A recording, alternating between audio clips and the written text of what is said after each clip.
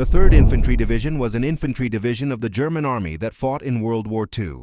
The division was established under the cover name Wehrgauleitung Frankfurt in 1934 by expanding the 3rd Division of the Reichswehr. It was redesignated Kommandant von Frankfurt shortly afterward and took on its bona fide name when the formation of the Wehrmacht was announced in October 1935.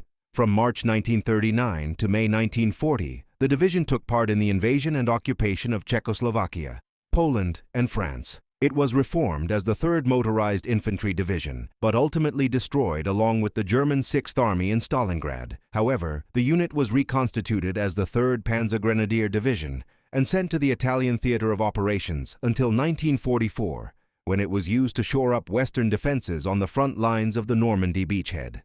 The division was implicated in a number of war crimes in Italy between September 1943 and August 1944. It is estimated that the division massacred roughly 200 Italian civilians during this time period. After the division moved to France, it continued to commit war crimes, including the massacre of 86 civilians in Couvanges.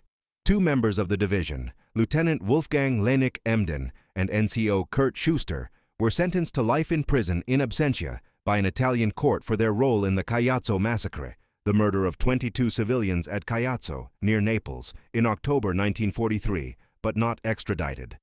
Lennig Emden was captured by Allied forces during the war, confessed the crime, but then released by accident.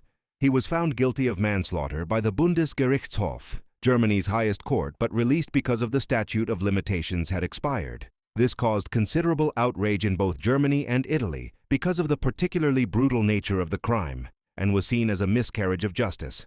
The division itself suffered war crimes when around 80 of its ranks were massacred by U.S. troops of the 11th Armored Division.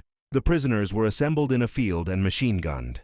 It was one of several war crimes committed during the Battle of the Bulge by members of both Allied and Axis forces. The events were covered up at the time, and none of the perpetrators were ever punished. Post-war historians believe the killings were carried out on verbal orders by senior commanders that no prisoners were to be taken.